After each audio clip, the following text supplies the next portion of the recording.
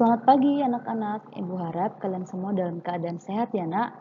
Nah hari ini sebelum kita memulai kegiatan pembelajaran kita akan mengadakan devosi terlebih dahulu sebagaimana biasanya setiap harinya ya. Nah jadi sebelum kita memulai devosi hari ini, mari kita berdoa terlebih dahulu. Kita bersatu di dalam doa. Tuhan Yesus, terima kasih untuk segala kebaikan-Mu Tuhan. Terima kasih kami boleh bangun dari tempat tidur kami.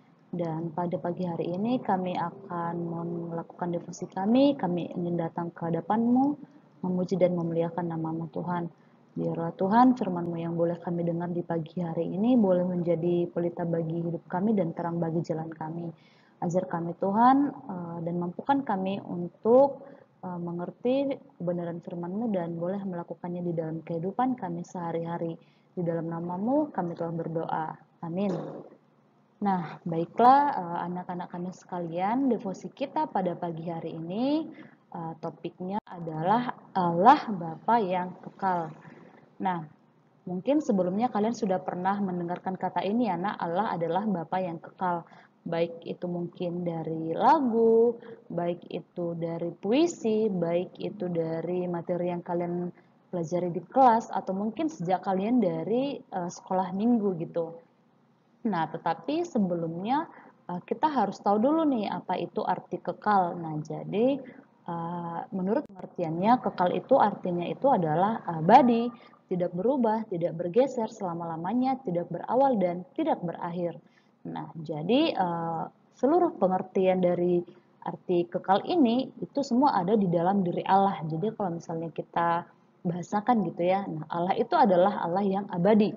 Allah itu tidak berubah, Allah itu tidak bergeser, Allah itu selama-lamanya dan Allah itu tidak berawal dan tidak berakhir. Nah, jadi ini yang kita bisa pahami bahwa Allah itu kekal. Ini menandakan bahwa Allah itu tidak pernah berawal dan tidak pernah berakhir. Itulah makanya Tuhan bilang, akulah Alfa dan Omega. Akulah awal dan aku adalah akhir gitu.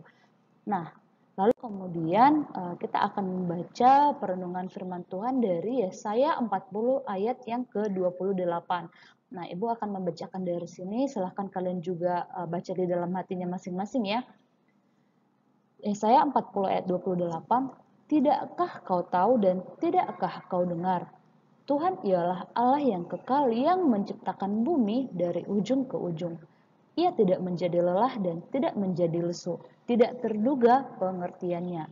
Nah, Allah itu adalah sama mulai dari hari yang kemarin, hari ini, dan sampai selama-lamanya. Jadi dari pembacaan firman Tuhan ini kita bisa melihat gitu ya, bahwa Allah itu adalah pencipta langit dan bumi. Ia adalah Allah yang kekal gitu. Nah, lalu kemudian kita bisa melihat masih ingat nggak kalian mengenai pengakuan iman rasuli, aku percaya kepada Allah Bapa yang Maha Kuasa, Khalik langit dan bumi gitu.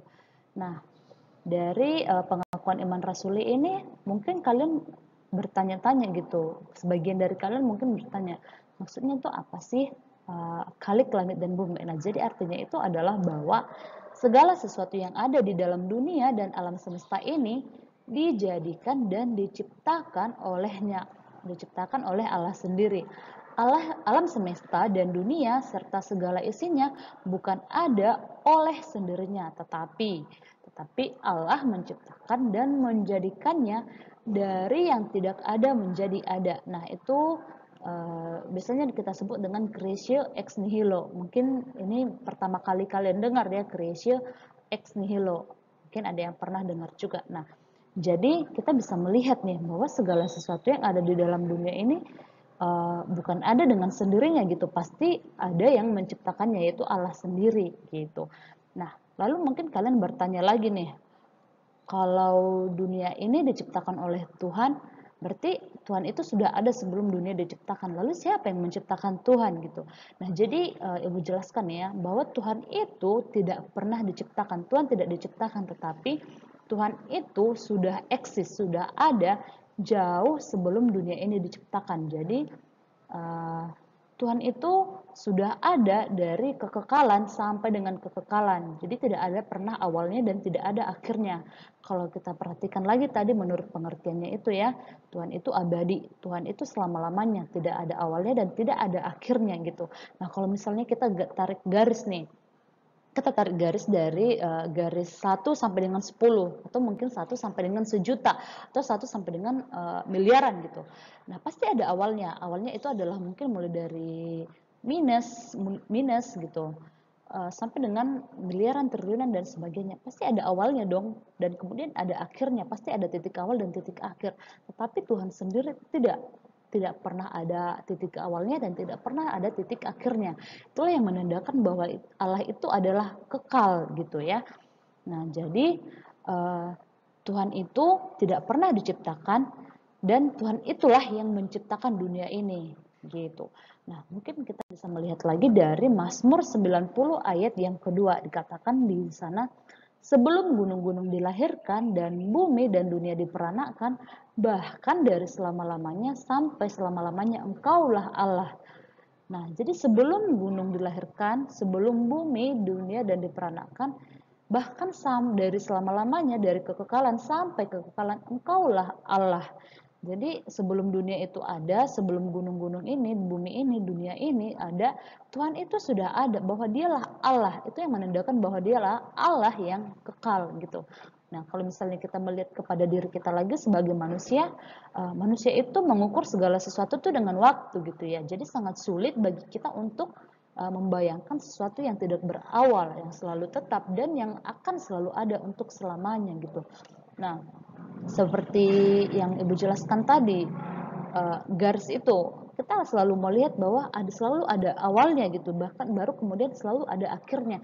Jadi sehingga ketika Tuhan dikatakan itu sudah ada dari kekekalan sampai kekekalan, kan kita makin bingung gitu, bingung untuk menjelaskannya, mengartikannya, memahaminya kayak gimana. Tapi mari kita percaya dengan iman gitu, bahwa Tuhan itu sudah ada, sudah eksis, creatio ex nihilo, sudah ada jauh sebelum dunia itu diciptakan, bahwa dialah yang menciptakan seluruh bumi dan seluruh isinya gitu.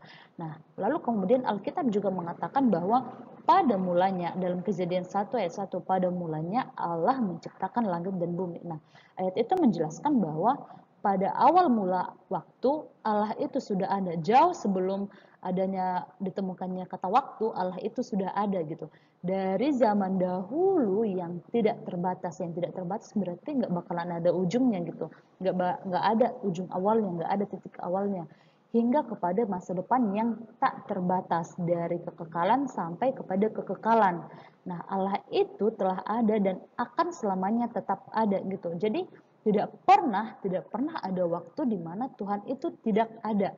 Nah, kalau misalnya mungkin kalian bilang, sekarang Tuhan ada nggak ya? Jadi Tuhan itu akan tetap selalu ada dimanapun, kapanpun, dalam situasi apapun. Jadi tidak akan pernah ada waktu di mana Tuhan tidak ada. Jadi Allah itu sudah ada dari kekekalan, dari yang tidak bisa kita bahasakan dengan kata-kata kita sendiri, sampai kepada kekekalan yang tidak akan pernah ada ujungnya dan yang tidak akan pernah ada awalnya gitu. Nah, lalu kemudian kalau misalnya kita implementasikan nih dalam kehidupan kita sehari-hari gitu. Nah, Alkitab sendiri mengatakan bahwa Allah itu adalah Allah yang kekal. Nah, salah satu kekekalan Allah itu adalah kasihnya. Jadi kasih Allah itu akan selalu ada, akan selalu tetap, tidak akan pernah hilang dan tidak pernah terbatas gitu. Nah, ini adalah natur Allah yang bisa kita lihat, kekekalan dari natur Allah. Allah itu adalah Bapa yang lemah lembut, Allah yang membebaskan, Allah yang teguh, Allah yang memaafkan. Dan dia adalah Allah yang selalu ingin terlibat secara erat dengan anak-anaknya. Dia tidak akan pernah meninggalkan kita di dalam kondisi apapun gitu. Dia itu juga Allah Bapa yang setia, murah hati, penuh kasih sayang, peduli, menerima dan komunikatif. Ini adalah salah satu natur. Ini semua adalah natur yang ada di dalam diri Allah sendiri gitu, yang tidak akan pernah ada habisnya. Nah, salah satu cerita Alkitab yang diciptakan oleh Alkitab yang menggambarkan tentang kekekalan kasih Allah gitu. Nah, mungkin perumpamaan yang akan Ibu sebutkan ini lebih ke, kalau misalnya pasti lebih ke pengampunan gitu, mengampuni anaknya. Tapi kita ingin melihat nih, bagaimana sih Allah itu memiliki kasih yang kekal kepada kita anak-anaknya gitu. Nah, salah satu perumpamaannya itu mengenai tentang perumpamaan tentang anak yang hilang gitu. Nah, mungkin kalian sudah pernah mendengarkan perumpamaan ini sejak kalian sekolah minggu mungkin, cerita-cerita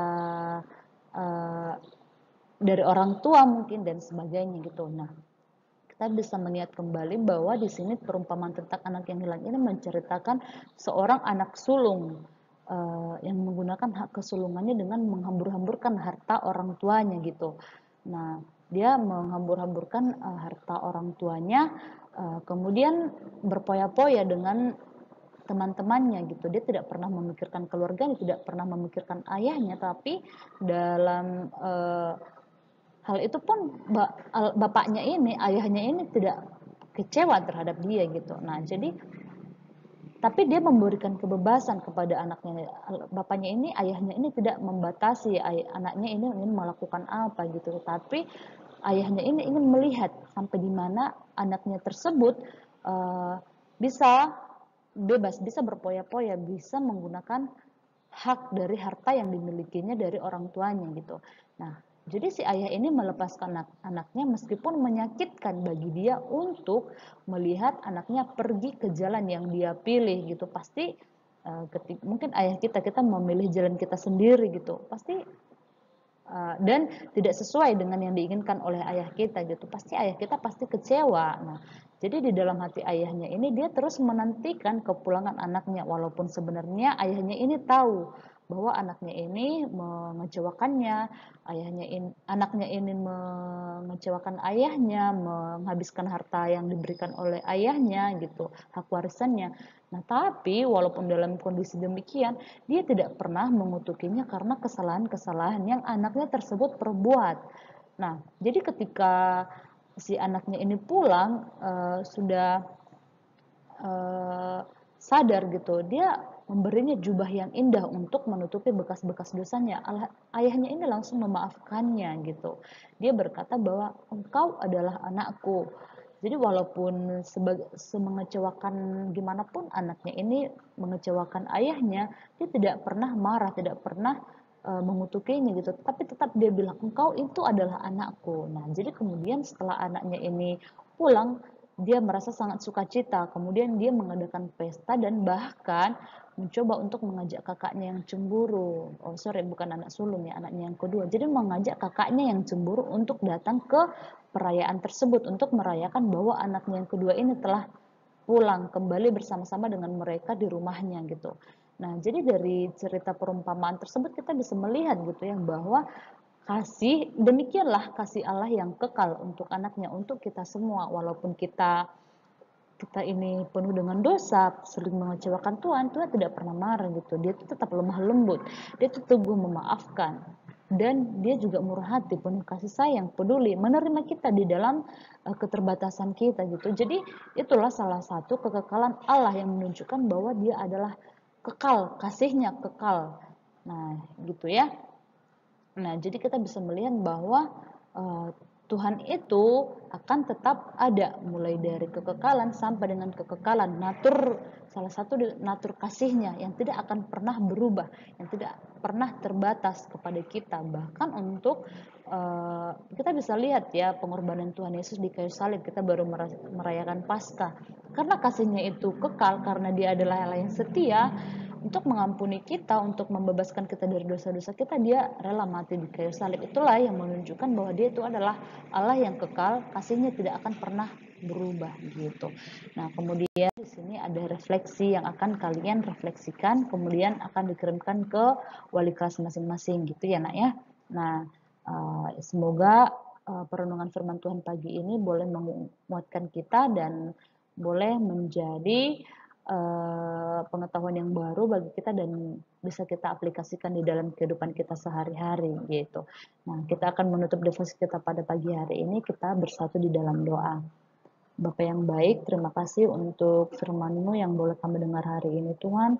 Kami yakin dan percaya sepenuhnya bahwa Engkau adalah Allah yang kekal, yang tidak akan pernah berubah dari kekekalan sampai dengan kekekalan.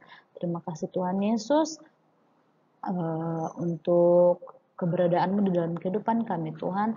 Terima kasih Engkau tetap setia di dalam keberdosaan kami, Engkau tetap mengampuni kami, dan mungkin di antara kami masih ada yang meragukan tentang kekekalanmu, tetapi biarlah Tuhan Engkau sadarkan kami, sentuh hati kami, sehingga kami boleh menerima sepenuhnya tentang keberadaanmu dalam kehidupan kami Tuhan. Ampuni kami Tuhan untuk segala dosa kami yang sering mengecewakan Engkau, yang melakukan hal-hal yang tidak berkenan di hadapan-Mu. Inilah anak-anak-Mu yang penuh dengan dosa, yang tidak sempurna, sehingga ampuni kami Tuhan agar kami layak menerima berkat-Mu.